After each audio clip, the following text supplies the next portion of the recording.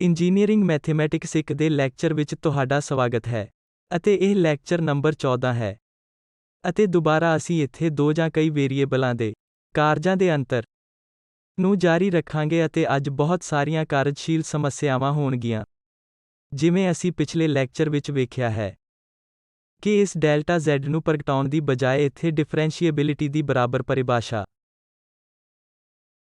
Delta X delta Y ਅਤੇ epsilon delta X plus epsilon delta 2Y ਦੇ ਰੂਪ ਵਿੱਚ ਅਸੀਂ ਇਸ ਸੀਮਾ ਨੂੰ ਵੀ ਲੱਭ ਸਕਦੇ ਹਾਂ ਅਤੇ ਜੇ ਇਹ ਲਿਮਿਟ 0 ਦੇ ਬਰਾਬਰ ਹੈ, ਫਿਰ ਫੰਕਸ਼ਨ ਡਿਫਰੈਂਸ਼ੀਏਬਲ ਹੁੰਦਾ ਹੈ।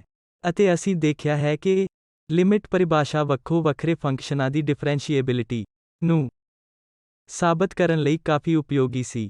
ਅਸੀਂ ਇਹ ਵੀ ਦੇਖਿਆ ਹੈ ਕਿ ਲੋੜੀਂਦੀਆਂ ਸ਼ਰਤਾਂ ਵੀ ਮਹੱਤਵਪੂਰਨ ਹਨ ਕਿਉਂਕਿ ਜੇ ਅਸੀਂ ਪਹਿਲਾਂ ਇਹਨਾਂ ਜ਼ਰੂਰੀ ਸ਼ਰਤਾਂ ਦੀ ਜਾਂਚ ਕਰਦੇ ਹਾਂ ਅਤੇ ਅਸੀਂ ਵੇਖਦੇ ਹਾਂ ਕਿ ਉਦਾਹਰਣ ਵਜੋਂ ਫੰਕਸ਼ਨ ਕੰਟੀਨਿਊਸ ਨਹੀਂ ਹੈ ਜਾਂ ਪਾਰਸ਼ਲ ਡੈਰੀਵੇਟਿਵਜ਼ ਐਗਜ਼ਿਸਟ ਨਹੀਂ ਕਰਦੇ ਹਨ, ਜਾਂ ਇੱਕ ਪਾਰਸ਼ਲ ਡੈਰੀਵੇਟਿਵ ਉਸ ਸਥਿਤੀ ਵਿੱਚ ਐਗਜ਼ਿਸਟ ਨਹੀਂ ਹੈ, ਅਸੀਂ ਤੁਰੰਤ ਉੱਥੇ ਸਿੱਟਾ ਕੱਢ ਸਕਦੇ ਹਾਂ ਕਿ ਫੰਕਸ਼ਨ ਵੱਖਰਾ ਨਹੀਂ ਹੈ ਕਿਉਂਕਿ ਡਿਫਰੈਂਸ਼ੀਏਬਿਲਿਟੀ ਲਈ ਜ਼ਰੂਰੀ ਸ਼ਰਤਾਂ ਹਨ। ਅਤੇ ਅਸੀਂ ਲੋੜੀਂਦੀਆਂ ਸਥਿਤੀਆਂ ਦੇ ਢੁਕਵੇਂ ਮਹੱਤਵ ਨੂੰ ਵੀ ਦੇਖਿਆ ਹੈ ਕਿਉਂਕਿ ਜੇ ਅਸੀਂ ਇਹ ਦਿਖਾਉਂਦੇ ਹਾਂ ਕਿ ਪਾਰਸ਼ਲ ਕੰਟੀਨਿਊਇਟੀ ਵਿੱਚੋਂ ਇੱਕ ਦੀ ਪਾਰਸ਼ਲ ਡੈਰੀਵੇਟਿਵਜ਼ ਅਤੇ ਫਿਰ ਅਸੀਂ ਇਹ ਸਿੱਟਾ ਕੱਢ ਸਕਦੇ ਹਾਂ ਕਿ ਉਪਰੋਕਤ ਦਿੱਤੀਆਂ ਪਰਿਭਾਸ਼ਾਵਾਂ ਦੀ ਵਰਤੋਂ ਕਰਦੇ ਹੋਏ ਡਿਫਰੈਂਸ਼ੀਏਬਿਲਿਟੀ ਨੂੰ ਸਾਬਤ ਕੀਤੇ ਬਿਨਾਂ ਫੰਕਸ਼ਨ ਡਿਫਰੈਂਸ਼ੀਏਬਲ ਹੈ। ਆਓ ਅਸੀਂ ਇੱਥੇ ਇਸ ਸਮੱਸਿਆ ਦੀ ਚਰਚਾ ਕਰੀਏ ਕਿ ਇਸ ਫੰਕਸ਼ਨ ਦੀ ਓਰਿਜਿਨ ਤੇ ਡਿਫਰੈਂਸ਼ੀਏਬਿਲਿਟੀ f(x, y) ਦੇ ਬਰਾਬਰ ਹੈ xy ਕਿਊਬ ਬਟਾ x square plus y square ਦੇ, ਅਤੇ ਇਹ 0 ਹੁੰਦਾ ਹੈ ਜਦੋਂ xy ਓਰਿਜਿਨ ਤੇ 0 ਦੇ ਬਰਾਬਰ ਹੁੰਦਾ ਹੈ। ਇਹ 0 ਹੁੰਦਾ ਹੈ। ਪਹਿਲਾਂ ਅਸੀਂ ਲੋੜੀਂਦੀਆਂ ਸ਼ਰਤਾਂ ਦੀ ਜਾਂਚ ਕਰਦੇ ਹਾਂ ਅਤੇ ਸਾਨੂੰ ਮੂਲ ਰੂਪ ਵਿੱਚ ਇਹ ਸਾਰੀਆਂ ਸਮੱਸਿਆਵਾਂ ਵਿੱਚ ਕਰਨਾ ਚਾਹੀਦਾ ਹੈ ਕਿਉਂਕਿ ਇਹ ਜ਼ਰੂਰੀ ਹਨ। ਇਹ ਉਹ ਸ਼ਰਤਾਂ ਹਨ ਜਿਨ੍ਹਾਂ ਨੂੰ ਡਿਫਰੈਂਸ਼ੀਏਬਿਲਿਟੀ ਤੇ ਜਾਣ ਤੋਂ ਪਹਿਲਾਂ ਫੰਕਸ਼ਨ ਨੂੰ ਸੰਤੁਸ਼ਟ ਕਰਨਾ ਚਾਹੀਦਾ ਹੈ। ਇੱਥੇ ਅਸੀਂ ਫੰਕਸ਼ਨ ਦੀ ਕੰਟੀਨਿਊਟੀ ਦੀ ਜਾਂਚ ਕਰਾਂਗੇ ਤਾਂ ਕਿ ਜਦੋਂ f(x, y) ਜਦੋਂ xy goes to 0 ਅਤੇ ਇਸ ਸਥਿਤੀ ਵਿੱਚ ਬਹੁਤ ਕੁਝ ਕੀਤੇ ਬਿਨਾਂ ਅਸੀਂ ਜਾਂ ਤਾਂ ਦੁਬਾਰਾ ਪੋਲਰ ਕੋਆਰਡੀਨੇਟ ਵਿੱਚ ਬਦਲ ਸਕਦੇ ਹਾਂ, ਫਿਰ r ਸਕੁਏਅਰ ਦੀ ਟਰਮ ਡਿਨੋਮੀਨੇਟਰ ਅਤੇ ਇੱਥੇ ਨਿਊਮਰੇਟਰ ਵਿੱਚ ਆਵੇਗੀ। ਇੱਥੇ 4 ਟਰਮਜ਼ ਹੋਣਗੀਆਂ ਅਤੇ ਇਸ ਲਈ ਸਾਨੂੰ ਨਿਊਮਰੇਟਰ ਵਿੱਚ ਅਜੇ ਵੀ r ਸਕੁਏਅਰ ਮਿਲੇਗਾ। ਅਤੇ ਇਸ ਕੋਸ ਅਤੇ ਸਾਈਨ ਦੇ ਨਾਲ ਪ੍ਰਾਪਤ ਕਰੋ ਤਾਂ ਜੋ ਇਹ ਲਿਮਿਟ ਨੂੰ 0 ਬਣਾ ਦੇਵੇ। ਸਾਡੇ ਕੋਲ ਇਸ ਫੰਕਸ਼ਨ ਦੀ ਲਿਮਿਟ ਹੈ f(x, y) ਜਿਵੇਂ ਕਿ xy goes to 0 ਦੇ ਬਰਾਬਰ ਵੀ ਹੁੰਦਾ ਹੈ ਪਾਰਸ਼ਲ ਡੈਰੀਵੇਟਿਵ f(x) 0 ਤੇ। ਅਸੀਂ ਦੂਜਿਆਂ ਨੂੰ ਆਸਾਨੀ ਨਾਲ ਦਿਖਾ ਸਕਦੇ ਹਾਂ ਜਿਵੇਂ ਲਿਮਿਟ ਡੈਲਟਾ x 0 ਤੇ ਜਾਂਦੀ ਹੈ ਅਤੇ f 0 plus delta x into y ਵਿੱਚ ਬਦਲਿਆ ਨਹੀਂ ਜਾਂਦਾ ਹੈ, ਇਸ ਲਈ f 0 ਅਤੇ ਇਹ ਡੈਲਟਾ x ਦੁਆਰਾ ਵੰਡਿਆ ਜਾਂਦਾ ਹੈ ਕਿਉਂਕਿ ਇਹ ਇੱਥੇ ਹੈ ਅਤੇ ਸਾਡੇ ਕੋਲ ਪ੍ਰੋਡਕਟ ਹੈ, ਇਸ ਲਈ ਇਹ 0 ਹੋਵੇਗਾ ਅਤੇ ਇੱਥੇ ਇਹ ਵੀ 0 ਹੋਵੇਗਾ, ਇਸ ਲਈ 0-0 ਸਾਨੂੰ ਇਹ ਪਾਰਸ਼ਲ ਡੈਰੀਵੇਟਿਵ 0 ਦੇ ਰੂਪ ਵਿੱਚ ਮਿਲੇਗਾ। ਇਹ 0 ਹੈ ਅਤੇ ਇਸੇ ਤਰ੍ਹਾਂ fy ਵੀ 0 ਹੋਵੇਗਾ।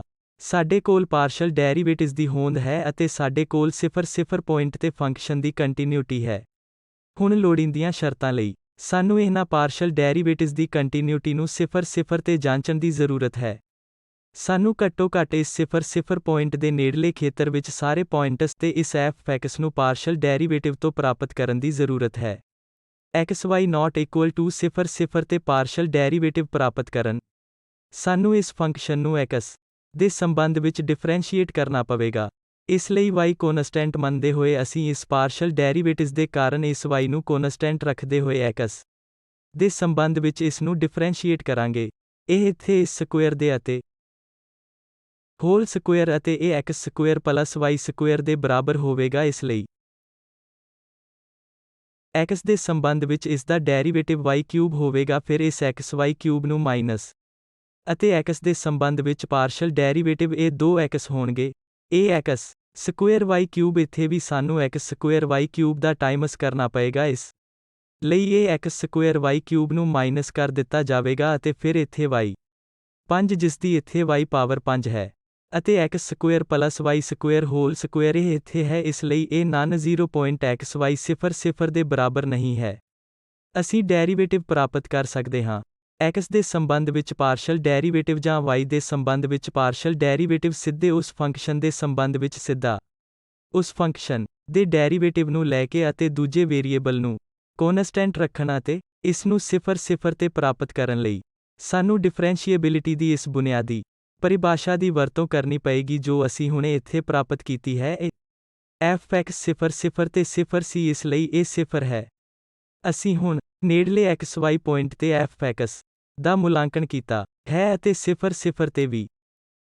ਅਤੇ ਹੁਣ ਕੰਟੀਨਿਊਟੀ ਲਈ ਸਾਨੂੰ ਲਿਮਿਟ ਲੈਣੀ ਪਵੇਗੀ ਕਿਉਂਕਿ xy ਇਸ ਫੰਕਸ਼ਨ ਦੇ 0 ਤੇ ਜਾਂਦਾ ਹੈ ਭਾਵੇਂ ਇਹ 0 ਦੇ ਬਰਾਬਰ ਹੋਵੇ ਜਾਂ ਨਾ। ਜੇ ਇਹ 0 ਦੇ ਬਰਾਬਰ ਹੈ ਤਾਂ ਅਸੀਂ ਦਾਅਵਾ ਕਰ ਸਕਦੇ ਹਾਂ ਕਿ ਸਫੀਸ਼ੀਐਂਟ ਕੰਡੀਸ਼ਨ ਦੇ ਕਾਰਨ ਫੰਕਸ਼ਨ ਡਿਫਰੈਂਸ਼ੀਏਟ ਹੈ, ਨਹੀਂ ਤਾਂ ਸਾਨੂੰ ਡਿਫਰੈਂਸ਼ੀਏਬਿਲਿਟੀ ਦੀ ਜਾਂਚ ਕਰਨ ਲਈ ਹੋਰ ਅੱਗੇ ਜਾਣਾ ਪਏਗਾ। ਇੱਥੇ ਜੇ ਅਸੀਂ ਇਸ ਲਿਮਿਟ ਨੂੰ xy goes to 0 f(x) ਲੈਂਦੇ ਹਾਂ, ਇਸ ਸਥਿਤੀ ਵਿੱਚ ਅਸੀਂ ਵੇਖਾਂਗੇ ਕਿ ਜਿਵੇਂ ਅਸੀਂ ਇੱਥੇ ਸਬਸਟੀਟਿਊਟ ਕਰਦੇ ਹਾਂ, ਜੇ ਅਸੀਂ ਹੁਣ ਪੋਲਰ ਕੋਆਰਡੀਨੇਟ ਵਿੱਚ ਬਦਲਦੇ ਹਾਂ, ਅਸੀਂ ਇੱਥੇ r² ਪ੍ਰਾਪਤ ਕਰਾਂਗੇ ਤਾਂ r4, ਪਰ ਉੱਥੇ ਸਾਡੇ ਕੋਲ r ਪਾਵਰ 5 ਹੋਵੇਗੀ, ਅਤੇ ਇਸ ਤਰ੍ਹਾਂ ਨਿਊਮਰੇਟਰ ਵਿੱਚ ਇੱਕ r ਮਿਲੇਗਾ ਅਤੇ ਕਿਉਂਕਿ r 0 ਤੇ ਜਾਣ ਲਈ xy ਤੋਂ 0 ਤੇ ਜਾਂਦਾ ਹੈ, ਇਹ ਵੈਲਿਊ 0 ਹੋਵੇਗੀ। ਇੱਥੇ f(x) ਕੰਟੀਨਿਊ ਹੈ ਕਿਉਂਕਿ ਇਹ 0 ਦੇ ਬਰਾਬਰ ਹੈ, ਅਤੇ ਇਹ 0 ਪੁਆਇੰਟ ਤੇ f(x) ਦੀ ਵੈਲਿਊ ਹੈ।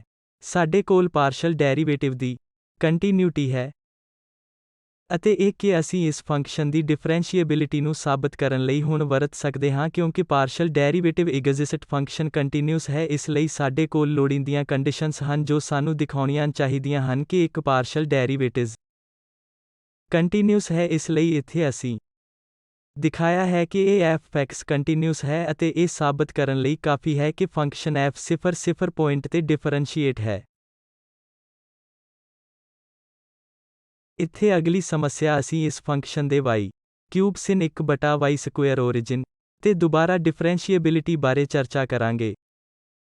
ਜਦੋਂ x 0 ਦੇ ਬਰਾਬਰ ਨਹੀਂ ਹੁੰਦਾ ਅਤੇ x ਇਸ 0 ਦੇ ਬਰਾਬਰ ਹੈ, ਅਸੀਂ f ਦੀ ਕੰਟੀਨਿਊਟੀ ਅਤੇ ਪਾਰਸ਼ਲ ਡੈਰੀਵੇਟਿਵ ਦੀ ਹੋਂਦ ਦੀ ਜਾਂਚ ਕਰਾਂਗੇ ਜਿਸ ਨੂੰ ਦੁਬਾਰਾ ਵੇਖਣਾ ਆਸਾਨ ਹੈ। ਇਸ ਲਈ ਕੰਟੀਨਿਊਟੀ ਲਈ ਸਾਨੂੰ ਇਹ ਲਿਮਿਟ ਲੈਣੀ ਪਵੇਗੀ ਕਿਉਂਕਿ xy ਇਸ ਫੰਕਸ਼ਨ xy ਦੇ 0 ਤੇ ਜਾਂਦਾ ਹੈ, ਅਤੇ ਜੋ ਕਿ ਇੱਥੇ ਮਾਮੂਲੀ ਹੈ ਕਿਉਂਕਿ ਇਹ ਬਾਉਂਡਡ ਫੰਕਸ਼ਨ ਹੈ ਅਤੇ ਫਿਰ xy 0 ਤੇ ਜਾਂਦਾ ਹੈ, ਇਸ ਲਈ ਇਹ y 0 ਤੇ ਜਾਂਦਾ ਹੈ ਅਤੇ ਇਹ 0 ਹੋਵੇਗਾ, ਅਤੇ ਇਹ ਫੰਕਸ਼ਨ ਵੈਲਿਊ ਵੀ ਪੁਆਇੰਟ ਤੇ ਹੈ। ਇਸ ਲਈ ਸਾਡੇ ਕੋਲ ਇਸ ਫੰਕਸ਼ਨ ਦੀ ਕੰਟੀਨਿਊਟੀ ਹੈ ਅਤੇ ਇਹ ਵੀ ਪਾਰਸ਼ਲ ਡੈਰੀਵੇਟਿਵ ਦੀ ਹੋਂਦ। ਇਸ ਦੇ ਲਈ ਸਾਨੂੰ x ਦੇ ਸੰਬੰਧ ਵਿੱਚ ਪਾਰਸ਼ਲ ਡੈਰੀਵੇਟਿਵ ਕੰਸੀਡਰ ਕਰਨਾ ਪਏਗਾ। ਸਾਨੂੰ ਇਹ ਦਿਖਾਉਣ ਦੀ ਜ਼ਰੂਰਤ ਹੈ ਕਿ ਲਿਮਿਟ 0 ਪਲੱਸ ਡੈਲਟਾ x 0 ਅਤੇ ਇਸ f(0) ਨੂੰ ਡੈਲਟਾ x ਨਾਲ ਵੰਡਿਆ ਗਿਆ ਮਾਈਨਸ ਕਰੋ। ਇੱਥੇ ਇਹ y 0 ਇਹ 0 ਹੋਵੇਗਾ, ਅਤੇ ਇਹ ਦੁਬਾਰਾ ਇੱਥੇ 0 ਹੈ। ਸਾਡੇ ਕੋਲ 0 ਹੈ, ਇਸ ਲਈ ਇਹ ਵੀ 0 ਹੈ। ਸਾਡੇ ਕੋਲ ਆਦਰਸ਼ x ਦੇ ਨਾਲ ਪਾਰਸ਼ਲ ਡੈਰੀਵੇਟਿਵ ਦੀ ਹੋਂਦ ਵੀ ਇਸੇ ਤਰ੍ਹਾਂ ਹੈ। ਅਸੀਂ y ਦੇ ਸੰਬੰਧ ਵਿੱਚ ਪਾਰਸ਼ਲ ਡੈਰੀਵੇਟਿਵ ਦੀ ਹੋਂਦ ਨੂੰ ਦਰਸਾ ਸਕਦੇ ਹਾਂ। ਇਸ ਦੇ ਲਈ ਸਾਨੂੰ ਡੈਲਟਾ y ਨੂੰ 0 ਅਤੇ f(0) ਡੈਲਟਾ y ਮਾਈਨਸ ਨੂੰ ਇਸ f(0) ਅਤੇ ਫਿਰ ਇੱਥੇ ਡੈਲਟਾ y ਤੇ ਕੰਸੀਡਰ ਕਰਨਾ ਪਏਗਾ ਕਿਉਂਕਿ x 0 ਹੈ। ਇਸ ਫੰਕਸ਼ਨ ਦੀ ਵੈਲਿਊ ਦੁਬਾਰਾ 0 ਹੈ, ਅਤੇ ਇੱਥੇ ਇਸ ਫੰਕਸ਼ਨ ਦੀ ਵੈਲਿਊ ਵੀ 0 ਹੈ। ਸਾਡੇ ਕੋਲ ਦੁਬਾਰਾ 0 ਹੈ। ਫੰਕਸ਼ਨ ਦੀ ਕੰਟੀਨਿਊਟੀ ਅਤੇ ਪਾਰਸ਼ਲ ਡੈਰੀਵੇਟਿਵ ਦੀ ਹੋਂਦ। ਸਾਨੂੰ ਹੁਣ ਇਹ ਆਸਾਨ ਲੱਗਿਆ ਹੈ। ਅਤੇ ਅੱਗੇ ਅਸੀਂ ਇਸ f(x) ਦੀ ਕੰਟੀਨਿਊਟੀ ਦਿਖਾਵਾਂਗੇ। ਅਸੀਂ x ਦੇ ਸੰਬੰਧ ਵਿੱਚ ਪਾਰਸ਼ਲ ਡੈਰੀਵੇਟਿਵ ਦੀ ਕੰਟੀਨਿਊਟੀ ਪ੍ਰਾਪਤ ਕਰਨ ਦੀ ਕੋਸ਼ਿਸ਼ ਕਰਾਂਗੇ ਤਾਂ ਜੋ ਇਸ ਦੇ ਲਈ ਦੁਬਾਰਾ ਸਾਨੂੰ ਪਾਰਸ਼ਲ ਡੈਰੀਵੇਟਿਵ ਨੂੰ ਕੰਪਿਊਟ ਕਰਨ ਦੀ ਜ਼ਰੂਰਤ ਹੁੰਦੀ ਹੈ ਜਦੋਂ x 0 ਦੇ ਬਰਾਬਰ ਨਹੀਂ ਹੁੰਦਾ। ਸਾਨੂੰ ਇਹ ਵੀ ਪ੍ਰਾਪਤ ਕਰਨਾ ਪੈਂਦਾ ਹੈ। ਅਸੀਂ ਪਹਿਲਾਂ ਹੀ ਵੇਖ ਚੁੱਕੇ ਹਾਂ ਕਿ ਇਹ ਵੈਲਿਊ 0 ਹੈ ਜਦੋਂ x ਬਰਾਬਰ 0 ਹੈ, ਇਸ ਲਈ ਘੱਟੋ ਘੱਟ 0 ਪੁਆਇੰਟ ਤੇ ਅਸੀਂ ਵੇਖਿਆ ਹੈ ਕਿ ਇਹ 0 ਹੈ। ਹੁਣ ਇੱਥੇ ਇਹ ਪ੍ਰਾਪਤ ਕਰਨ ਲਈ ਜਦੋਂ x 0 ਦੇ ਬਰਾਬਰ ਨਹੀਂ ਹੈ ਤਾਂ ਸਾਨੂੰ ਇਸ ਨੂੰ ਸਿੱਧਾ x ਦੇ ਸੰਬੰਧ ਵਿੱਚ ਡਿਫਰੈਂਸ਼ੀਏਟ ਕਰਨਾ ਪਵੇਗਾ। ਇਸ ਲਈ y³ ਨੂੰ ਇੱਥੇ ਸਾਈਨ ਲਈ ਕੌਨਸਟੈਂਟ ਮੰਨਿਆ ਜਾਵੇਗਾ। ਸਾਨੂੰ cos ਟਰਮ ਬਟਾ x² ਮਿਲੇਗਾ। 1/x² ਦਾ ਡੈਰੀਵੇਟਿਵ ਮਾਈਨਸ 2/x³ ਹੋਵੇਗਾ। ਇਸ ਲਈ ਇਹ ਡੈਰੀਵੇਟਿਵ ਹੈ ਜਦੋਂ x 0 ਦੇ ਬਰਾਬਰ ਨਹੀਂ ਹੁੰਦਾ, ਅਤੇ ਅਸੀਂ ਇਸ ਡੈਰੀਵੇਟਿਵ ਨੂੰ 0 ਦੇ ਰੂਪ ਵਿੱਚ ਪ੍ਰਾਪਤ ਕਰ ਸਕਦੇ ਹਾਂ ਜਦੋਂ x ਡੈਰੀਵੇਟਿਵ ਦੀ ਬੁਨਿਆਦੀ ਪਰਿਭਾਸ਼ਾ ਦੇ ਬਰਾਬਰ ਹੁੰਦਾ ਹੈ। ਇਸ ਮਾਮਲੇ ਵਿੱਚ ਅਤੇ ਅਸੀਂ ਹੁਣ ਇਹ ਦਿਖਾਵਾਂਗੇ ਕਿ ਕੀ ਹੁੰਦਾ ਹੈ ਜਦੋਂ ਅਸੀਂ ਇੱਥੇ xy ਦੇ ਰੂਪ ਵਿੱਚ ਲਿਮਿਟ ਲੈਂਦੇ ਹਾਂ, ਜਾਂ ਅਸਲ ਵਿੱਚ ਇਹ x 0 ਤੇ ਜਾਂਦਾ ਹੈ। ਅਸੀਂ ਇੱਥੇ origin ਦੇ ਨੇੜੇ ਜਾ ਰਹੇ ਹਾਂ ਕਿ ਇਸ ਲਿਮਿਟ ਦਾ ਕੀ ਹੋਵੇਗਾ। ਇਸ ਲਈ ਜਦੋਂ ਅਸੀਂ ਇੱਥੇ ਇਹ ਲਿਮਿਟ ਲੈਂਦੇ ਹਾਂ f(x) ਤੇ xy ਇਸ ਮਾਰਗ ਦੇ ਨਾਲ 0 ਤੇ ਜਾਂਦਾ ਹੈ, y x ਦੇ ਬਰਾਬਰ ਹੁੰਦਾ ਹੈ। ਇਹ ਵੇਖਣਾ ਆਸਾਨ ਹੈ, ਇਸ ਲਈ ਜੇ ਅਸੀਂ ਇਹ ਮਾਰਗ ਲੈਂਦੇ ਹਾਂ y ਇੱਥੇ x ਦੇ ਬਰਾਬਰ ਹੈ, ਫਿਰ ਇਸ ਲਿਮਿਟ ਦਾ ਕੀ ਹੋਵੇਗਾ। ਇਹ ਲਿਮਿਟ -2 ਅਤੇ ਇਹ cos 1/x² ਹੋਵੇਗੀ, ਅਤੇ ਲਿਮਿਟ x 0 ਹੋ ਜਾਂਦੀ ਹੈ। ਇਸ ਲਈ ਇਸ ਸਥਿਤੀ ਵਿੱਚ ਇਹ ਲਿਮਿਟ ਐਗਜ਼ਿਸਟ ਨਹੀਂ ਹੈ। ਇਸ ਦੇ ਸਪਸ਼ਟ ਤੌਰ ਤੇ ਕੋਈ ਵੇਖ ਸਕਦਾ ਹੈ ਕਿ ਇਹ cos 1/x² ਨਿਸ਼ਚਿਤ ਵੈਲਿਊ ਨਹੀਂ ਹੈ। ਇੱਥੇ ਇਹ ਲਿਮਿਟ ਇਸ ਖਾਸ ਮਾਰਗ ਦੇ ਨਾਲ ਹੀ ਐਗਜ਼ਿਸਟ ਨਹੀਂ ਹੈ। ਇਸ ਲਈ ਅਸੀਂ ਕਹਿ ਸਕਦੇ ਹਾਂ ਕਿ f(x) ਦੀ ਲਿਮਿਟ ਜਿਵੇਂ ਕਿ xy 0 ਤੇ ਜਾਂਦੀ ਹੈ ਐਗਜ਼ਿਸਟ ਨਹੀਂ ਕਰਦੀ, ਅਤੇ ਇਸ ਲਈ ਇਹ f(x) ਇਸ ਕੇਸ ਵਿੱਚ ਕੰਟੀਨਿਊਅਸ ਫੰਕਸ਼ਨ ਨਹੀਂ ਹੈ। ਇਸ ਲਈ ਇਸ ਟਾਈਮ ਦੇ ਪੁਆਇੰਟ ਤੇ ਇਸ ਫੰਕਸ਼ਨ ਦੀ ਡਿਫਰੈਂਸ਼ੀਏਬਿਲਿਟੀ ਨੂੰ ਸਾਬਤ ਕਰਨ ਵਿੱਚ ਸਾਡੀ ਸਹਾਇਤਾ ਨਹੀਂ ਕਰਦਾ।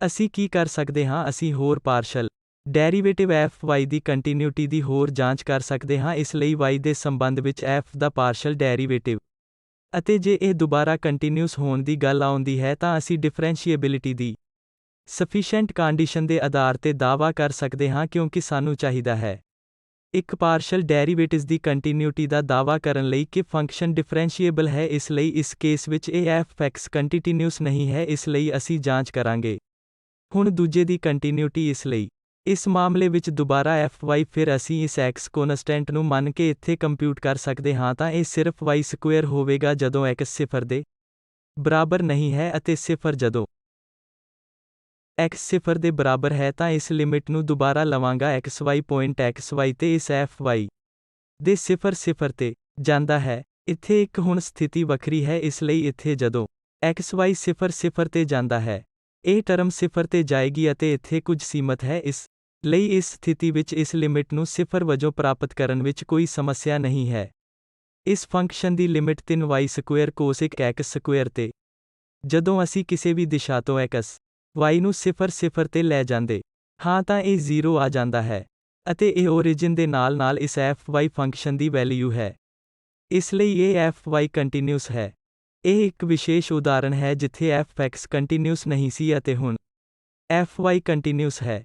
ਇਸ ਸਥਿਤੀ ਵਿੱਚ f(x) ਅਤੇ fy ਸਪਸ਼ਟ ਤੌਰ ਤੇ ਦੋਵੇਂ ਉੱਥੇ ਐਗਜ਼ਿਸਟ ਹਨ, ਅਤੇ ਸਾਡੇ ਕੋਲ ਇਹ fy ਦੀ ਕੰਟੀਨਿਊਟੀ ਸਿਖਰ ਤੇ ਹੈ ਫਸਟ ਆਰਡਰ ਦੇ ਪਾਰਸ਼ਲ ਡੈਰੀਵੇਟਿਵਸ ਵਿੱਚੋਂ ਇੱਕ ਦੀ ਕੰਟੀਨਿਊਟੀ ਵਿੱਚੋਂ, ਅਤੇ ਫਿਰ ਅਸੀਂ ਦਾਅਵਾ ਕਰ ਸਕਦੇ ਹਾਂ ਕਿ ਫੰਕਸ਼ਨ ਮੂਲ ਰੂਪ ਤੋਂ ਡਿਫਰੈਂਸ਼ੀਏਬਲ ਹੈ, ਜਾਂ ਅਸੀਂ ਇਹ ਸਾਬਤ ਕਰ ਸਕਦੇ ਹਾਂ ਕਿ ਇਹ ਫੰਕਸ਼ਨ ਡਿਫਰੈਂਸ਼ੀਏਬਿਲਿਟੀ ਦੀਆਂ ਇਹਨਾਂ ਕਾਫੀ ਸ਼ਰਤਾਂ ਦੇ ਆਧਾਰ ਤੇ ਡਿਫਰੈਂਸ਼ੀਏਬਲ ਹੈ।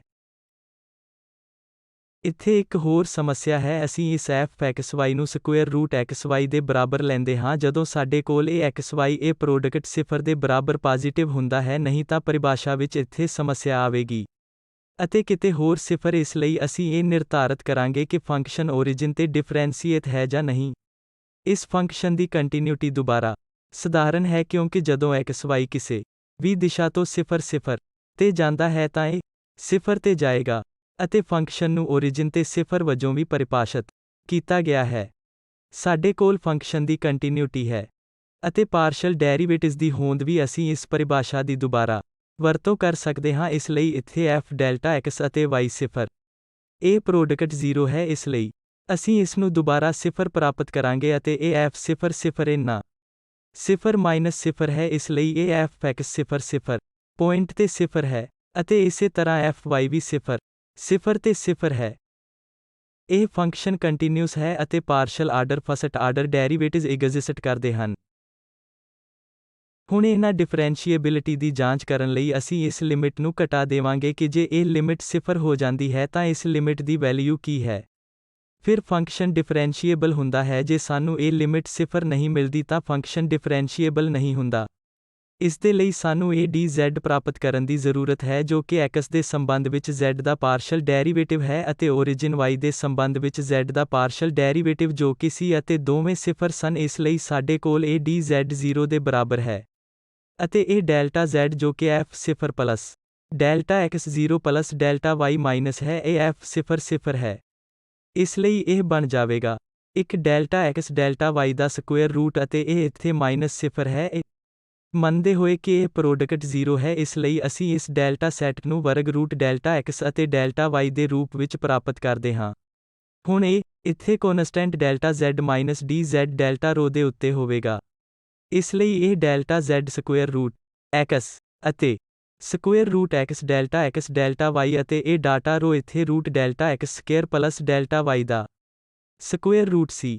ਅਤੇ ਇਸ ਸਥਿਤੀ ਵਿੱਚ ਜਦੋਂ ਅਸੀਂ ਇਹ ਲਿਮਿਟ ਲੈਂਦੇ ਹਾਂ ਜਿਵੇਂ ਕਿ ਡੈਲਟਾ ਰੋ 0 ਹੋ ਜਾਂਦਾ ਹੈ ਤਾਂ ਅਸੀਂ ਇਹ ਲਿਮਿਟ ਐਗਜ਼ਿਸਟ ਨਹੀਂ ਕਹਾਂਗੇ, ਕਿਉਂਕਿ ਜੇ ਅਸੀਂ ਇਹ ਮਾਰਗ ਲੈਂਦੇ ਹਾਂ ਡੈਲਟਾ y ਉਦਾਹਰਣ ਵਜੋਂ ਇੱਥੇ ਡੈਲਟਾ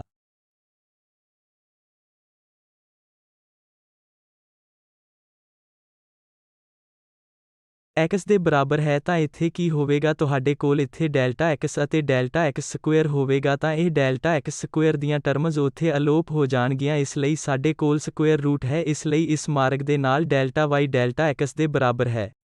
ਅਸੀਂ ਕੀ ਵੇਖਦੇ ਹਾਂ ਕਿ ਡੈਲਟਾ ਰੋ 0 ਹੋ ਜਾਂਦਾ ਹੈ। ਇਹ delta z dz delta rho ਦੇ ਉੱਪਰ ਇੱਕ ਸਕੁਏਅਰ ਰੂਟ ਦੇ ਲਈ ਹੈ, ਕਿਉਂਕਿ ਅਸੀਂ ਇੱਥੇ 1 ਪ੍ਰਾਪਤ ਕਰਾਂਗੇ।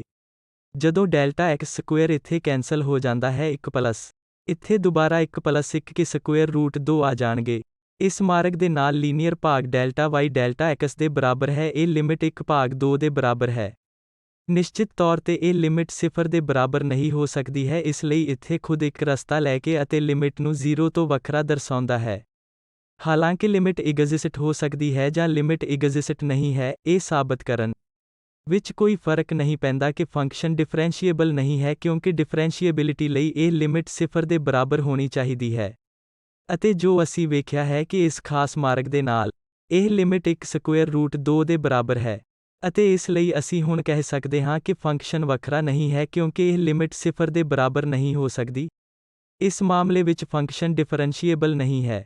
ਇੱਕ ਹੋਰ ਉਦਾਹਰਣ ਜੋ ਡਿਫਰੈਂਸ਼ੀਏਬਿਲਿਟੀ ਦੀ ਚਰਚਾ ਕਰਦੀ ਹੈ, ਇਸ ਫੰਕਸ਼ਨ ਦੇ origin ਤੇ ਦੁਬਾਰਾ x ਪਾਵਰ 5/2 ਅਤੇ sin 1 ਬਟਾ square root x plus y 5/2 ਅਤੇ ਫਿਰ ਸਾਡੇ ਕੋਲ cos 1 ਬਟਾ ਸਕੁਏਅਰ ਰੂਟ y ਹੈ ਅਤੇ ਇਹ x ਲਈ 0 ਦੇ ਬਰਾਬਰ ਨਹੀਂ ਹੈ ਅਤੇ y 0 ਦੇ ਬਰਾਬਰ ਨਹੀਂ ਹੈ, ਅਤੇ ਇਹ 0 ਕਿਤੇ ਹੋਰ ਹੈ। ਇਸ ਲਈ ਦੁਬਾਰਾ ਫਿਰ ਅਸੀਂ ਇਸ ਡਿਫਰੈਂਸ਼ੀਏਬਿਲਿਟੀ ਦੀ ਪਰਿਭਾਸ਼ਾ ਦੀ ਸਿੱਧੀ ਵਰਤੋਂ ਕਰ ਸਕਦੇ ਹਾਂ, ਜੋ ਇਸ ਵਿਸ਼ੇਸ਼ ਸਟਰਕਚਰ ਦੇ ਕਾਰਨ ਇਸ ਮਾਮਲੇ ਵਿੱਚ ਬਹੁਤ ਸੌਖਾ ਹੈ। ਅਸੀਂ ਇਸ ਫੰਕਸ਼ਨ ਨੂੰ ਇਸ ਰੂਪ ਵਿੱਚ ਆਸਾਨੀ ਨਾਲ ਪ੍ਰਗਟ ਕਰ ਸਕਦੇ ਹਾਂ, ਕਿਉਂਕਿ ਜੇ ਤੁਸੀਂ ਵੇਖਦੇ ਹੋ ਕਿ ਇਹ delta z f delta x delta y minus ਹੈ ਤਾਂ ਇਹ f 0 ਪੁਆਇੰਟ ਤੇ ਹੈ। ਇਹ ਸਿਰਫ x ਦੇ ਬਰਾਬਰ ਹੈ ਅਤੇ y ਨੂੰ ਡੈਲਟਾ x ਡੈਲਟਾ y ਦੁਆਰਾ ਬਦਲਿਆ ਜਾਵੇਗਾ, ਇਹ 0 ਹੈ। ਸਾਡੇ ਕੋਲ ਇੱਥੇ 2 ਨਾਲ ਡੈਲਟਾ x ਪਾਵਰ ਹੈ।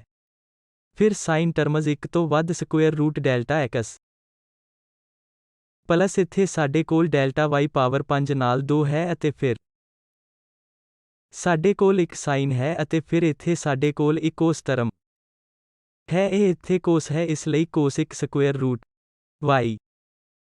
ਇਸ ਸਥਿਤੀ ਵਿੱਚ ਅਸੀਂ ਹੁਣ 0 ਨੂੰ ਡੈਲਟਾ x ਪਲੱਸ 0 ਨੂੰ ਡੈਲਟਾ y ਵਿੱਚ ਲਿਖ ਸਕਦੇ ਹਾਂ, ਕਿਉਂਕਿ ਇਹ ਲੀਨੀਅਰ ਟਰਮ ਹੈ। ਕਿਉਂਕਿ ਇੱਥੇ ਨਾਨ ਲੀਨੀਅਰ ਟਰਮ ਹੈ, ਇਸ ਲਈ ਅਸੀਂ ਇੱਥੇ ਸਿਰਫ 0 ਗੁਣਾ ਡੈਲਟਾ x ਅਤੇ 0 ਟਾਈਮਸ ਡੈਲਟਾ y ਪੇਸ਼ ਕੀਤਾ ਹੈ।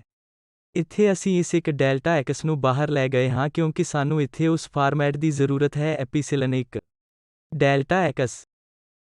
ਇਹ ਤੁਹਾਡਾ ਐਪਸੀਲੋਨ 1 ਡੈਲਟਾ x ਹੈ, ਇਸ ਲਈ ਇਹ ਇੱਥੇ ਐਪਸੀਲੋਨ ਵਰਗਾ ਬਣ ਜਾਵੇਗਾ।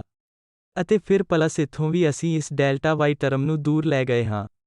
ਫਿਰ ਸਾਡੇ ਕੋਲ ਡੈਲਟਾ y 5/2 ਹਨ ਅਤੇ ਇਹ ਦੁਬਾਰਾ ਇੱਕ ਕੋਸ ਟਰਮ ਹੈ, ਕੋਸ 1 ਬਟਾ ਸਕੁਏਅਰ ਰੂਟ ਡੈਲਟਾ y। ਇਸ ਮਾਮਲੇ ਵਿੱਚ ਅਸੀਂ ਇਸ ਰੂਪ ਵਿੱਚ ਇੱਕ ਡੈਲਟਾ z ਦਾ ਪ੍ਰਗਟਾਵਾ ਕੀਤਾ ਹੈ ਜਿੱਥੇ ਇਹ ਤੁਹਾਡਾ ਐਪਸੀਲੋਨ ਹੈ ਅਤੇ ਜਿਸ ਦੀ ਇਹ ਪ੍ਰਾਪਰਟੀ ਹੈ ਕਿ ਇਹ 0 ਹੋ ਜਾਂਦਾ ਹੈ ਜਦੋਂ f delta x delta y 0 ਤੇ ਜਾਂਦਾ ਹੈ, ਕਿਉਂਕਿ ਇੱਥੇ ਇਸ ਟਰਮ ਦੇ ਕਾਰਨ ਡੈਲਟਾ x ਅਤੇ ਪੋਜ਼ਿਟਿਵ ਪਾਵਰ 3/2 ਹੈ ਅਤੇ ਹੈ ਇੱਕ ਬਾਉਂਡਡ ਫੰਕਸ਼ਨ, ਇਸ ਲਈ ਇਹ 0 ਤੇ ਜਾਏਗਾ। ਅਤੇ ਇੱਥੇ ਦੁਬਾਰਾ ਉਹੀ ਦਲੀਲ ਦਿੱਤੀ ਗਈ ਹੈ ਤਾਂ ਕਿ ਇਹ ਕੋਸ ਫੰਕਸ਼ਨ ਦੇ ਨਾਲ ਵੀ ਇਹ 0 ਤੇ ਜਾਏ।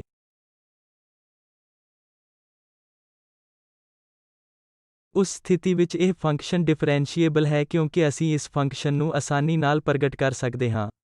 ਇਸ ਰੂਪ ਵਿੱਚ ਇੱਕ ਵਾਰ ਇਸ ਲਈ ਇਹ x ਦੇ ਸੰਬੰਧ ਵਿੱਚ 0 ਤੇ ਉਸ ਫੰਕਸ਼ਨ ਦਾ ਪਾਰਸ਼ਲ ਡੈਰੀਵੇਟਿਵ ਹੋਣ ਜਾ ਰਿਹਾ ਹੈ।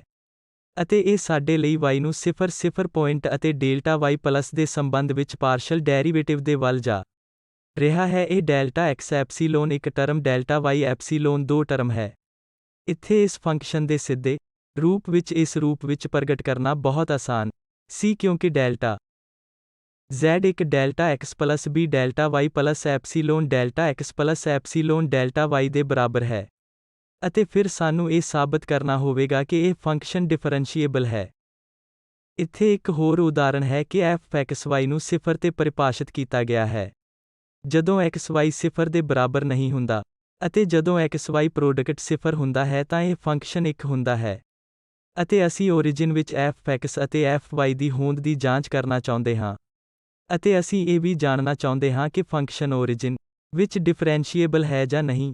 ਇਸ ਲਈ origin ਵਿੱਚ f(x) ਅਤੇ f(y) ਦੀ ਹੋਂਦ ਪ੍ਰਾਪਤ ਕਰਨ ਲਈ ਅਸੀਂ ਡੈਰੀਵੇਟਿਵ ਦੀ ਇਸ ਪਰਿਭਾਸ਼ਾ ਦੀ ਬੁਨਿਆਦੀ ਪਰਿਭਾਸ਼ਾ ਦੀ ਵਰਤੋਂ ਕਰਦੇ ਹਾਂ। ਇਸ ਲਈ ਸਾਡੇ ਕੋਲ ਲਿਮਿਟ ਡੈਲਟਾ x ਦੀ 0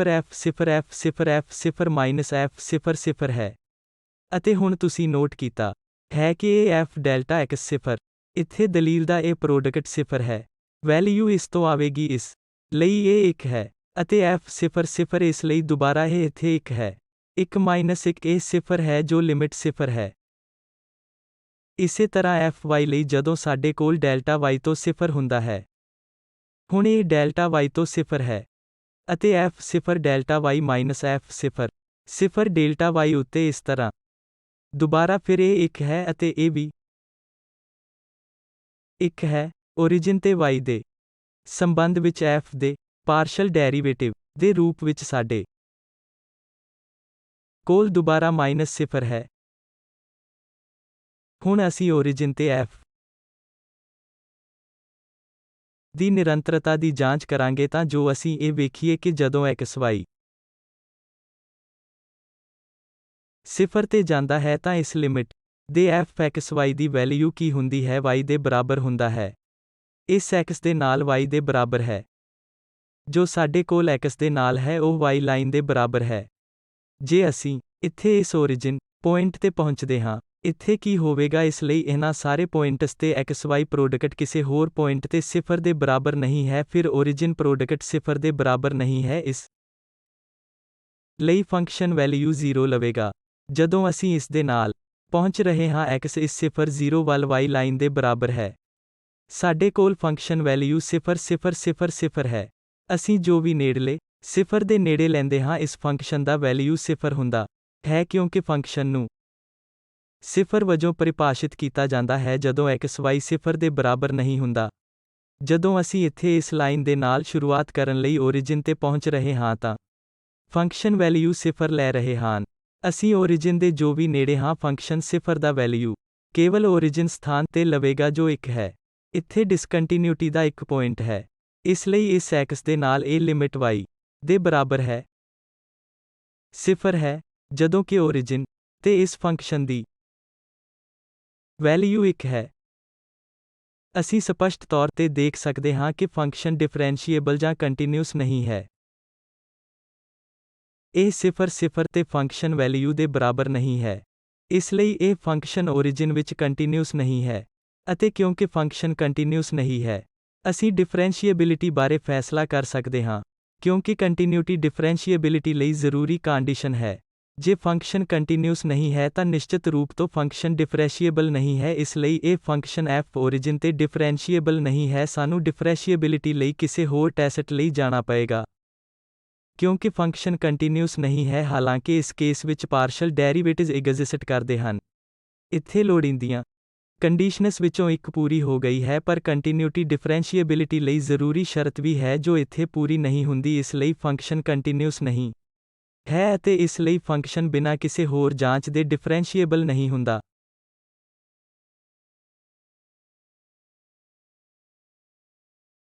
ਅਖੀਰਲੀ ਉਦਾਹਰਣ ਜੋ ਅਸੀਂ ਇਸ f(x, y) ਨੂੰ ਲੈਂਦੇ ਹਾਂ x square plus y square ਦੇ ਬਰਾਬਰ ਹੈ, ਜੋ ਕਿ x ਦੇ ਐਬਸੋਲਿਊਟ ਵੈਲਿਊ ਅਤੇ y ਦੇ ਐਬਸੋਲਿਊਟ ਵੈਲਿਊ ਨਾਲ ਵੰਡਿਆ ਜਾਂਦਾ ਹੈ ਜਦੋਂ x, y 0 ਦੇ ਬਰਾਬਰ ਨਹੀਂ ਹੁੰਦਾ। ਅਤੇ ਵੈਲਿਊ 0 ਹੁੰਦੀ ਹੈ ਜਦੋਂ x, y 0 0 ਦੇ ਬਰਾਬਰ ਹੁੰਦਾ ਹੈ ਤਾਂ ਇਹ ਇੱਥੇ ਇੱਕ ਗਲਤੀ ਹੈ। ਸਾਡੇ ਕੋਲ ਇਹ ਇੱਥੇ ਦੇ ਬਰਾਬਰ ਹੈ ਨਾ ਕਿ ਇਹ 0 ਦੇ ਬਰਾਬਰ ਹੈ। ਅਸੀਂ ਜਾਂਚ ਕਰਾਂਗੇ ਕਿ ਕੀ ਇਹ ਫੰਕਸ਼ਨ origin ਤੇ ਡਿਫਰੈਂਸ਼ੀਏਬਲ ਹੈ।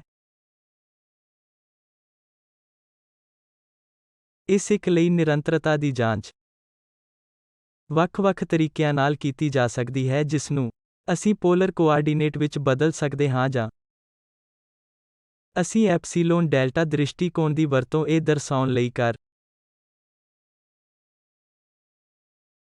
ਸਕਦੇ ਹਾਂ ਕਿ ਇਹ ਫੰਕਸ਼ਨ ਕੰਟੀਨਿਊਸ ਹੈ। ਇਸ ਲਈ ਇੱਥੇ ਅਸੀਂ ਐਪਸੀਲੋਨ ਡੈਲਟਾ ਪਹੁੰਚ ਨੂੰ ਅਪਣਾਉਂਦੇ ਹਾਂ ਤਾਂ ਜੋ ਅਸੀਂ ਫਰਕ ਸਮਝਾਏ ਫੰਕਸ਼ਨ f(xy) xy 0 ਦੇ ਬਰਾਬਰ ਨਹੀਂ ਹੈ ਅਤੇ ਇਸ f0 ਨੂੰ ਮਾਈਨਸ ਕਰੋ ਜੋ ਕਿ 0 ਦੇ ਰੂਪ ਵਿੱਚ ਦਿੱਤਾ ਗਿਆ ਹੈ। ਇਸ ਲਈ ਅਸੀਂ ਦਿਖਾਉਂਦੇ ਹਾਂ ਕਿ ਇਸ f(xy) ਦੀ ਇਹ ਲਿਮਿਟ 0 ਦੇ ਬਰਾਬਰ ਹੈ ਜਾਂ ਨਹੀਂ ਇਸ ਅੰਤਰ ਨੂੰ ਲੈ ਕੇ ਅਤੇ ਇਸ ਨੂੰ ਡੈਲਟਾ ਅਤੇ ਐਪਸੀਲੋਨ ਦੀਆਂ ਟਰਮਜ਼ ਵਿੱਚ ਦਰਸਾਉਂਦੇ ਹਾਂ। ਇਸ ਲਈ ਇੱਥੇ ਇਹ x² + y ਵਰਗ ਉੱਤੇ ਮੋਡੂਲਸ x + ਮੋਡੂਲਸ y ਹੈ ਅਤੇ ਫਿਰ ਅਸੀਂ ਇੱਥੇ ਜੋੜ ਸਕਦੇ ਹਾਂ। ਸਕੁਏਰ ਨੂੰ ਬਣਾਉਣ ਲਈ x ਦੇ ਐਬਸੋਲਿਊਟ ਵੈਲਿਊ ਦੇ ਟਾਈਮਸ ਅਤੇ y ਦੇ ਐਬਸੋਲਿਊਟ ਵੈਲਿਊ ਨੂੰ ਇੱਥੇ ਪਲੱਸ ਕਰ ਸਕਦੇ ਹਾਂ। ਇਸ ਲਈ ਜਦੋਂ ਅਸੀਂ ਨਿਊਮਰੇਟਰ ਵਿੱਚ ਜੋੜ ਰਹੇ ਹਾਂ ਤਾਂ ਮਾਤਰਾ ਵੱਡੀ ਹੋਵੇਗੀ, ਇਸ ਲਈ ਸਾਡੇ ਕੋਲ ਇਹ ਵੱਡੀ ਮਾਤਰਾ ਹੈ ਅਤੇ ਉਹ ਹੋਲ ਸਕੁਏਰ ਹੈ ਕਿਉਂਕਿ ਅਸੀਂ ਇੱਥੇ ਇਸ ਟਰਮ ਨੂੰ ਜੋੜਿਆ ਹੈ ਪਲੱਸ y ਦਾ 2 Times absolute value x absolute value ਅਤੇ ਫਿਰ ਇਹ ਸ਼ਬਦ ਇੱਥੇ ਹੋਲ ਸਕੁਏਰ ਬਣ ਜਾਂਦਾ ਹੈ ਅਤੇ ਹੁਣ ਇਹ ਉਹੀ ਟਰਮ ਹੈ, ਇਸ ਲਈ ਇੱਕ ਕੈਂਸਲ ਹੋ ਜਾਵੇਗਾ। ਇਸ ਲਈ ਸਾਡੇ ਕੋਲ x ਦੀ ਐਬਸੋਲਿਊਟ ਵੈਲਿਊ ਪਲੱਸ y ਦੀ ਐਬਸੋਲਿਊਟ ਵੈਲਿਊ ਹੈ ਅਤੇ ਇਸ ਤੋਂ ਪਹਿਲਾਂ ਦੇ ਇੱਕ ਲੈਕਚਰ ਵਿੱਚ ਅਸੀਂ ਦੇਖਿਆ ਹੈ ਕਿ ਇਹ ਇੱਥੇ ਸਕੁਏਰ ਰੂਟ 2 ਅਤੇ square route x² plus y² ਦੇ ਬਰਾਬਰ ਹੈ ਜੋ ਕਿ ਦੁਬਾਰਾ ਅਸੀਂ ਇਸ 0 0 ਪੁਆਇੰਟ ਦੇ ਡੈਲਟਾ ਨੇਬਰਹੁੱਡ ਵਿੱਚ ਬਦਲ ਲਿਆ ਹੈ। ਇਸ ਲਈ ਇਹ ਸਕੁਏਰ ਰੂਟ 2 ਤੋਂ ਘੱਟ ਹੈ ਅਤੇ ਡੈਲਟਾ ਦੀਆਂ ਟਰਮਜ਼ ਵਿੱਚ ਅਤੇ ਇਸ ਸਭ ਕੁਝ ਨੂੰ ਅਸੀਂ ਆਰਬਿਟਰੇਰੀ ਨੰਬਰ ਐਪਸੀਲੋਨ ਤੋਂ ਘੱਟ ਬਣਾਉਣਾ ਚਾਹੁੰਦੇ ਹਾਂ। ਇੱਥੇ ਇਸ ਰਿਲੇਸ਼ਨ ਦੁਆਰਾ ਅਸੀਂ ਪਾਇਆ ਹੈ ਕਿ ਦਿੱਤੇ ਗਏ ਐਪਸੀਲੋਨ ਲਈ ਅਸੀਂ ਇਸ ਡੈਲਟਾ ਨੂੰ ਸੈੱਟ ਕਰ ਸਕਦੇ ਹਾਂ ਤਾਂ ਜੋ ਇਹ f(xy) - a 0 0 ਟਰਮ ਐਪਸੀਲੋਨ ਤੋਂ ਘੱਟ ਹੋਵੇ। ਇਸ ਡੈਲਟਾ ਨੂੰ ਇੱਥੇ ਐਪਸੀਲੋਨ ਤੋਂ ਘੱਟ ਚੁਣ ਕੇ ਦਿੱਤੇ ਗਏ ਐਪਸੀਲੋਨ ਲਈ ਸਕੁਏਰ ਰੂਟ 2 ਦੁਆਰਾ ਸਾਡੇ ਕੋਲ ਹੁਣ ਇਹ ਡੈਲਟਾ ਹੈ ਤਾਂ ਜੋ ਇਹ ਅੰਤਰ ਐਪਸੀਲੋਨ ਨਾਲੋਂ ਘੱਟ ਹੋਵੇ ਅਤੇ ਇਹ ਕੰਟੀਨਿਊਟੀ ਦਰਸਾਉਣ ਲਈ ਐਪਸੀਲੋਨ ਡੈਲਟਾ ਤੱਕ ਪਹੁੰਚ ਹੈ।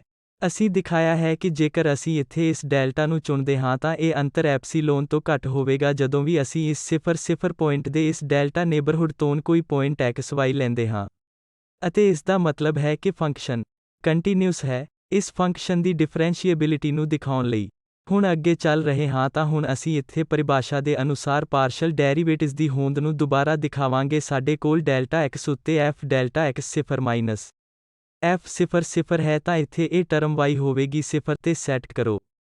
ਤੁਹਾਡੇ ਕੋਲ ਇਹ ਡੈਲਟਾ x² ਹੈ ਅਤੇ ਡੈਲਟਾ x ਅਤੇ ਡੈਲਟਾ x ਦੇ ਇਸ ਐਬਸੋਲਿਊਟ ਵੈਲਿਊ ਨਾਲ ਭਾਗ ਕੀਤਾ ਗਿਆ ਹੈ ਤਾਂ ਇਹ ਟਰਮ ਹੋਵੇਗੀ ਅਤੇ ਹੁਣ ਇਸ ਤਰ੍ਹਾਂ ਇਹ ਡੈਲਟਾ x ਕੈਂਸਲ ਹੋ ਜਾਵੇਗਾ। ਸਾਡੇ ਕੋਲ ਡੈਲਟਾ x ਦੇ ਵਧੇਰੇ ਐਬਸੋਲਿਊਟ ਵੈਲਿਊ ਦੇ ਨਾਲ ਡੈਲਟਾ x ਹੈ। ਇਸ ਲਈ ਜੇ ਇਹ ਡੈਲਟਾ x ਸੱਜੇ ਪਾਸੇ ਤੋਂ 0 ਤੇ ਜਾਂਦਾ ਹੈ ਤਾਂ ਇਹ 1 ਹੋਵੇਗਾ ਅਤੇ ਜਦੋਂ ਇਹ ਖੱਬੇ ਪਾਸੇ ਤੋਂ 0 ਤੇ ਜਾਂਦਾ ਹੈ ਤਾਂ ਇਹ ਵੈਲਿਊ -1 ਹੋ ਜਾਵੇਗੀ। ਇਸ ਲਈ ਇਹ ਲਿਮਿਟ ਐਗਜ਼ਿਸਟ ਨਹੀਂ ਕਰਦੀ ਕਿਉਂਕਿ ਸਾਡੇ ਕੋਲ ਇੱਥੇ ਜਾਂ ਤਾਂ ਪਲੱਸ y ਹੈ ਤਾਂ -1 ਲਿਮਿਟ ਹੈ ਜਦੋਂ ਇਹ ਡੈਲਟਾ x ਪੋਜ਼ਿਟਿਵ ਪਾਸੇ ਤੋਂ 0 ਤੱਕ ਪਹੁੰਚਦਾ ਹੈ ਜਦੋਂ ਡੈਲਟਾ x ਨੈਗੇਟਿਵ ਪੱਖ ਤੋਂ 0 ਤੱਕ ਪਹੁੰਚਦਾ ਹੈ। ਇਸ ਲਈ ਇਹ ਲਿਮਿਟ ਐਗਜ਼ਿਸਟ ਨਹੀਂ ਕਰਦੀ ਹੈ ਅਤੇ ਇਸ ਮਾਮਲੇ ਵਿੱਚ ਅਸੀਂ ਹੁਣ ਕਰ ਸਕਦੇ ਹਾਂ। ਅਸੀਂ ਇੱਥੇ f(x) ਲਈ ਸਿਰਫ ਇੱਕ ਡੈਰੀਵੇਟਿਵ ਦਿਖਾਇਆ ਹੈ ਪਰ ਕਿਉਂਕਿ ਇਸ ਫੰਕਸ਼ਨ ਦੀ ਪ੍ਰਕਿਰਤੀ ਇੱਥੇ ਸਿਮੈਟ੍ਰਿਕ ਹੈ x² ਪਲੱਸ y², ਇਸ ਉੱਤੇ ਅਸੀਂ ਇਹ ਵੀ ਦਿਖਾ ਸਕਦੇ ਹਾਂ ਕਿ 0 ਤੇ f(y) ਐਗਜ਼ਿਸਟ ਨਹੀਂ ਕਰਦਾ ਹੈ ਅਤੇ ਇਸ ਸਥਿਤੀ ਵਿੱਚ ਕਿਉਂਕਿ ਅਸਲ ਵਿੱਚ ਕਿਸੇ ਇੱਕ ਡੈਰੀਵੇਟਿਵ ਦੀ ਹੋਂਦ ਨੂੰ ਦਰਸਾਉਣਾ ਇਹ ਦੱਸਣ ਲਈ ਕਾਫੀ ਹੈ ਕਿ ਫੰਕਸ਼ਨ ਡਿਫਰੈਂਸ਼ੀਏਬਲ ਨਹੀਂ ਹੈ ਕਿਉਂਕਿ ਡਿਫਰੈਂਸ਼ੀਏਬਿਲਿਟੀ ਲਈ ਜ਼ਰੂਰੀ ਕੰਡੀਸ਼ਨ ਦੋਨਾਂ ਪਾਰਸ਼ਲ ਆਰਡਰ ਡੈਰੀਵੇਟਿਵਜ਼ ਦੀ ਹੋਂਦ ਹੈ। ਇਸ ਲਈ ਇਸ ਕੇਸ ਵਿੱਚ ਜੇਕਰ ਇਹ f(x) ਉੱਥੇ ਐਗਜ਼ਿਸਟ ਨਹੀਂ ਕਰਦਾ ਹੈ ਤਾਂ ਅਸੀਂ ਦੱਸ ਸਕਦੇ ਹਾਂ ਕਿ ਫੰਕਸ਼ਨ ਡਿਫਰੈਂਸ਼ੀਏਬਲ ਨਹੀਂ ਹੈ। ਹਾਲਾਂਕਿ ਇਸ ਸਥਿਤੀ ਵਿੱਚ ਦੋਵੇਂ ਡੈਰੀਵੇਟਿਵ ਐਗਜ਼ਿਸਟ ਨਹੀਂ ਹਨ ਅਤੇ ਇਸ ਲਈ ਫੰਕਸ਼ਨ ਡਿਫਰੈਂਸ਼ੀਏਬਲ ਨਹੀਂ ਹੈ। ਇਸ ਲਈ ਹੁਣ ਇਸ ਕਨਕਲੂਜਨ ਤੇ ਪਹੁੰਚ ਰਹੇ ਹਾਂ ਕਿ ਅਸੀਂ ਇਸ ਡਿਫਰੈਂਸ਼ੀਏਬਿਲਿਟੀ ਦੀ ਜਾਂਚ ਦਾ ਕੀ ਨਿਰੀਖਣ ਕੀਤਾ ਹੈ। ਅਸੀਂ ਲੋੜੀਂਦੀਆਂ ਕੰਡੀਸ਼ਨਸ ਦੀ ਵਰਤੋਂ ਕਰ ਸਕਦੇ ਹਾਂ ਕਿਉਂਕਿ ਕੰਟੀਨਿਊਟੀ ਅਤੇ ਪਾਰਸ਼ਲ ਡੈਰੀਵੇਟਿਵ ਦੀ ਮੌਜੂਦਗੀ ਜੇਕਰ ਉਹਨਾਂ ਵਿੱਚੋਂ ਇੱਕ ਦੀ ਉਲੰਘਣਾ ਕੀਤੀ ਜਾਂਦੀ ਹੈ ਤਾਂ ਅਸੀਂ ਸਾਬਤ ਕਰ ਸਕਦੇ ਹਾਂ ਕਿ ਫੰਕਸ਼ਨ ਡਿਫਰੈਂਸ਼ੀਏਬਲ ਨਹੀਂ ਹੈ। ਜਾਂ ਲੋੜੀਂਦੀਆਂ ਸਥਿਤੀਆਂ ਦੀ ਵਰਤੋਂ ਕਰਦੇ ਹੋਏ ਵੀ ਅਸੀਂ ਫੰਕਸ਼ਨ ਦੀ ਡਿਫਰੈਂਸ਼ੀਏਬਿਲਿਟੀ ਤੇ ਚਰਚਾ ਕਰ ਸਕਦੇ ਹਾਂ ਤਾਂ ਕਿ ਪਾਰਸ਼ਲ ਆਰਡਰ ਡੈਰੀਵੇਟਿਵਜ਼ ਵਿੱਚੋਂ ਇੱਕ ਦੀ ਕੰਟੀਨਿਊਟੀ ਫੰਕਸ਼ਨ ਦੀ ਡਿਫਰੈਂਸ਼ੀਏਬਿਲਿਟੀ ਲਈ ਕਾਫੀ ਹੋਵੇ। ਅਤੇ ਅੰਤਮ ਜਾਂਚ ਜੇਕਰ ਅਸੀਂ ਦੇਖਿਆ ਹੈ ਕਿ ਜ਼ਰੂਰੀ ਸ਼ਰਤਾਂ ਪੂਰੀਆਂ ਹਨ ਅਤੇ ਅਸੀਂ ਲੋੜੀਂਦੀਆਂ ਸ਼ਰਤਾਂ ਨੂੰ ਪੂਰਾ ਨਹੀਂ ਕਰ ਰਹੇ ਹਾਂ, ਉਦਾਹਰਣ ਵਜੋਂ ਕਿ ਉਸ ਸਥਿਤੀ ਵਿੱਚ ਪਾਰਸ਼ਲ ਡੈਰੀਵੇਟਿਵ ਨਿਰੰਤਰ ਨਹੀਂ ਹੈ, ਸਾਨੂੰ ਅੰਤਮ ਜਾਂਚ ਲਈ ਜਾਣਾ ਪਏਗਾ ਕਿ ਕੋਈ ਇੱਕ ਲਿਮਿਟ ਟੈਸਟ ਦੀ ਵਰਤੋਂ ਕਰ ਸਕਦਾ ਹੈ ਜੋ ਅਕਸਰ ਇਹ ਸਾਬਤ ਕਰਨ ਵਿੱਚ ਸੌਖਾ ਹੁੰਦਾ ਹੈ ਕਿ ਇਹ ਲਿਮਿਟ ਸਿਫਰ ਹੈ ਜਾਂ ਇਹ ਸਿਫਰ ਦੇ ਬਰਾਬਰ ਨਹੀਂ ਹੈ। ਜਾਂ ਅਸੀਂ ਇਸ ਮਾਮਲੇ ਵਿੱਚ ਡਿਫਰੈਂਸ਼ੀਏਬਿਲਿਟੀ ਦੀ ਪਰਿਭਾਸ਼ਾ ਨੂੰ ਸਿੱਧੇ ਤੌਰ ਤੇ ਵਰਤ ਸਕਦੇ ਹਾਂ। ਇਹ ਲੈਕਚਰ ਤਿਆਰ ਕਰਨ ਲਈ ਵਰਤੇ ਗਏ ਹਵਾਲੇ ਹਨ। ਤੁਹਾਡਾ ਬਹੁਤ ਬਹੁਤ ਧੰਨਵਾਦ।